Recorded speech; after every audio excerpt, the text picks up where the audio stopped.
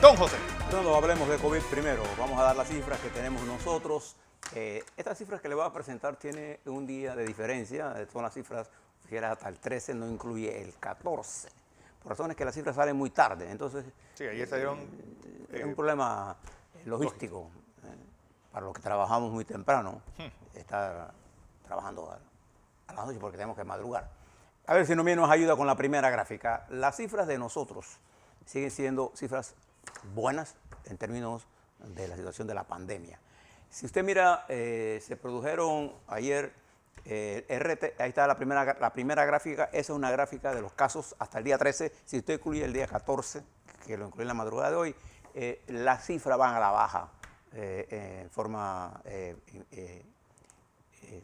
dramática. Yo puedo decir con certeza estadística que seguiremos a la baja. Mire, la curva polinómica está indicando allí la caída. He eliminado muchos números para que la gráfica se vea como... O sea, el primer parámetro nos dice a nosotros que la positividad va a la baja. Ayer, aunque no aparece allí, la de ayer está en 3,6%, por debajo de 5%. Si me da la siguiente gráfica y para que usted vea el efecto de esta misma, ahí está, los casos activos. Aquí viene la primera diferencia. Estos casos activos están hasta el sábado, pero ayer, domingo, los casos activos subieron a 1.805.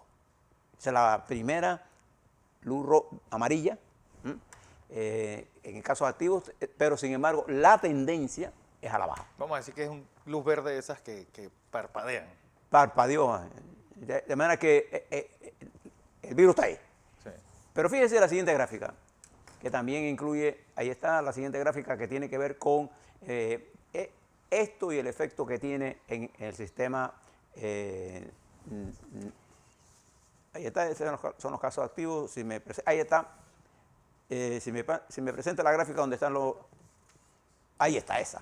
Esa es la gráfica que muestra la gente que está en cama y la gente que está en las UCI. Si usted observa la de abajo, que también tiene una polinómica, observe que la curva polinómica nos está indicando abajo. Nosotros tuvimos en UCI 21 ayer y estamos a la baja, y estamos a la baja en uso de hospitales. Es decir, la presión que el virus, que produce la enfermedad COVID-19, el SARS-CoV-2, está poniendo en Panamá, en su variante Delta o lo cual sea la que está operando en Panamá, en este momento no tiene una presión fuerte sobre nuestro sistema hospitalario. Observe la gráfica, está indicando que vamos a la baja tanto en UCI como en cama, y eso es una buena noticia. La siguiente gráfica, Noemí, por favor. Ahí está la mortalidad. Nosotros durante las últimas semanas hemos tenido muy baja mortalidad. Sí. Un día tuvimos 4, pero en la mayoría se han mantenido 3 ceros, un 1, y ayer tuvimos una fatalidad. La siguiente gráfica. Que era acumulada, que era la de ayer, no era esa gráfica ayer. Demuestra en barras ahora la mortalidad por semana. Si usted observa ahí, en las últimas semanas estamos en 12, 12 y 10. Si yo añado la de hoy, tenemos 13, 12 y 10. Fíjese que esto es dentro de ese límite de caída de la mortalidad. Es una cifra importante y positiva para nosotros.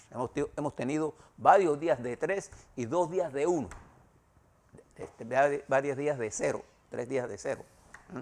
Y fíjese, si usted ve a las semanas cómo ha venido cayendo, eso es un indicador positivo.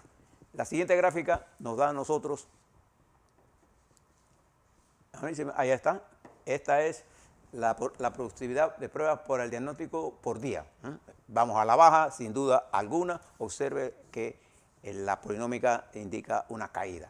Y la última gráfica, esta es el promedio mensual de porcentaje de positividad en el mes de enero a noviembre. Nosotros, en términos generales, esta gráfica nos está indicando a nosotros que por varias semanas hemos estado por debajo de 5, lo cual significa que nos expresa con mucha claridad lo siguiente. Nuestros indicadores epidemiológicos están a 1, un RT de 0.86. La positividad por debajo de 5, que nos está indicando a nosotros que nosotros tenemos el virus bajo control, no eliminado. Y hay algunos casos en que tenemos los casos activos que tuvieron una ligera ascenso este domingo. Tenemos que el peso que esto ejerce sobre el sistema hospitalario ha bajado, pero todo eso se suma a una gran labor que ha hecho la República de Panamá, que es la vacunación. nosotros en vacunación hemos avanzado y seguimos avanzando. Estamos avanzando en la aplicación de la dosis de refuerzo. Y usted puede obtener la dosis de refuerzo, igual que usted puede obtener su primera y segunda dosis. Y hemos avanzado mucho en materia de vacunación. Entonces, vacunación con una política de control epidemiológico ha hecho que nosotros tengamos estos números buenos. No está la pandemia eliminada, pero está bajo control, que nos permite la apertura económica y debemos mantenerla así. José Luis le señalaba en la conversación que tenía con la doctora esta mañana, debemos mantener el uso de la mascarilla y el uso de la careta en el transporte público. Debemos usar la mascarilla cuando estemos en eventos públicos. Debemos tener medidas de precaución y debemos vacunarnos, porque lo estamos haciendo bien. Dos noticias importantes. Uno de ellos, el Tribunal Electoral anuncia que va a presentar una demanda de inconstitucional por la forma en cómo se quedó en la ley la adjudicación de las curules. Vamos a ver qué dice la Corte Suprema de Justicia de esto. Hubo una reunión del Tribunal Electoral al respecto. Pero quizás, Fernando, el tema más importante que debemos prestarle atención, este es el problema de la seguridad ciudadana. Y le voy a plantear lo que está pasando en un país hermano, aquí. Lo que está pasando en Ecuador. En Ecuador, fíjese que el sábado hubo otra matanza. ¿Y por qué está ocurriendo eso? Porque el crimen organizado, y particularmente allá el narcotráfico, y el crimen en general, domina muchas áreas del Ecuador. Ya Ecuador no es un nivel de paso. ¿Sí? Y el gobierno de Lenín Moreno cedió mucho espacio territorial al crimen organizado. Y lo que está viendo usted que se enfrenta al presidente Guillermo Lasso es a una escalada de violencia imparable. No solamente en las cárceles, sino como Ecuador es un área de procesamiento de droga ahora, de la coca que viene tanto de Perú como de ahí mismo de Colombia. Y Bolivia. Eso está generando un manejo de la economía local que genera ese nivel de violencia. Entonces vamos a Panamá. Nosotros no podemos aprender a coexistir diariamente con estos asesinatos.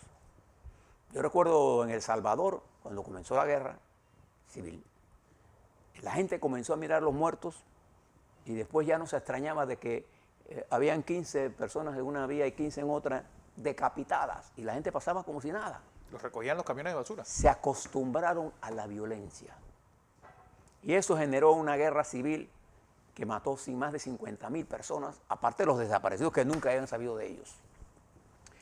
Entonces nosotros en Panamá tenemos que prestarle atención a lo que está ocurriendo. Ayer hubo un asesinato, que es un sicariato, eso no fue un tiro al aire, no, fue exclusivamente asesinar a una persona. Entonces esto se está repitiendo y siempre nuestra excusa es, bueno, es que eso es una lucha entre pandillas. No, eso es más que esto. Es que le estamos cediendo terrenos al crimen organizado. Porque no se trata nada más del crimen que tenga que ver con la droga. Hay diferentes. El crimen organizado tiene miles de manifestaciones. La migración clandestina, el tráfico de seres humanos, el tráfico de órganos, el crimen cibernético, el robo armado. El robo de carro, el tráfico de piezas de carro. Entonces, el crimen organizado se está tomando áreas. Y nosotros los ciudadanos no debemos acostumbrarnos a creer que eso es lo normal, que esto es bandas que se están peleando. No. Esto es un problema de violencia que se está generando, una violencia importada, un ejemplo importado que se está generalizando en el mundo. Si usted mira, esta violencia usted la está viendo en Europa, Fernando, la está viendo en los Estados Unidos. Los asesinatos que están ocurriendo en los Estados Unidos durante los últimos años son increíblemente altos, las masacres. Más casi 20.000 personas mueren en Estados Unidos al año por armas de fuego. Y aquí hubo una masacre en estos días en una discoteca y ya dejamos de hablar de eso. Entonces, el peligro de esto siempre es ese, que nosotros creamos que podemos coexistir con la violencia hasta que nos tocan. Sí. Y cuando la violencia se apodera de un país, entonces captura las estructuras orgánicas del Estado. Y no solamente en los sectores, porque se lo concentran en los partidos políticos, no. Es que la primera cosa que se captura son los sectores privados.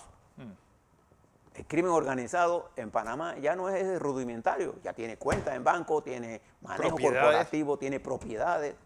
Entonces, todas estas cosas tenemos que despertar la atención. Y algo tenemos que hacer en nuestros organismos de seguridad, más que estar diciendo cosas que a veces no tienen sentido. Yo le quiero decir a la policía con mucho cariño y respeto. Cada vez que usted dice, no, que es la banda que se están matando. No, eso es más que eso. Es que nosotros estamos cediendo territorios a las bandas. Y de pronto el país va a quedar en manos de ellas. Y vaya usted a ver lo que está pasando en Ecuador, en Colombia.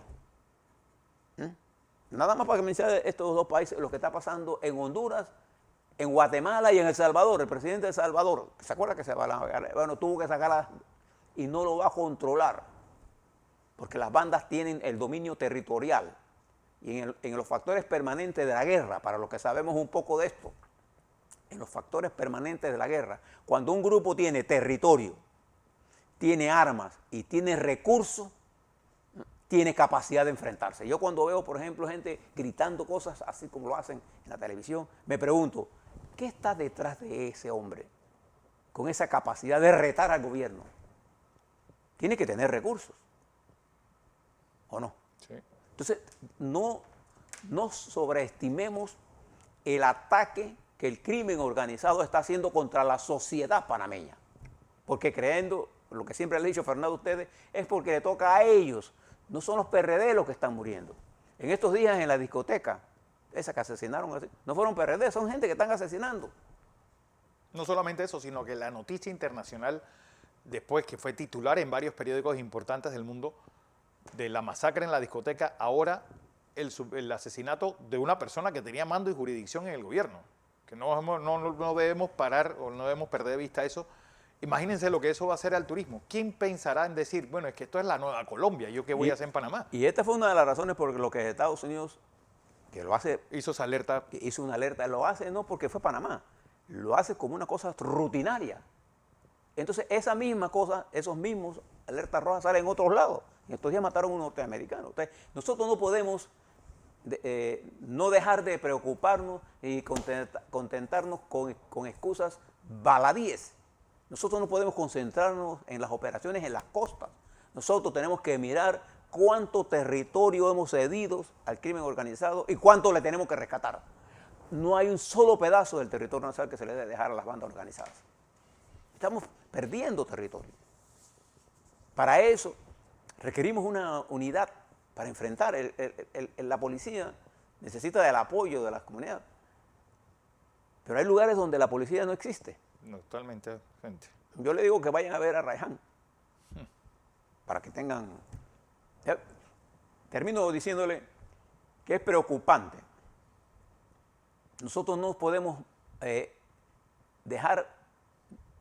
aceptar que somos tolerantes a lo que está ocurriendo, porque estamos más interesados en discutir la vida política del 24 sin darnos cuenta que desde el 21 nos están arrebatando el país y la seguridad. Usted sabe la cantidad de gente que ya está nerviosa. Las mujeres, la gente que sale a trabajar a la madrugada. Las balas no reconocen a las personas.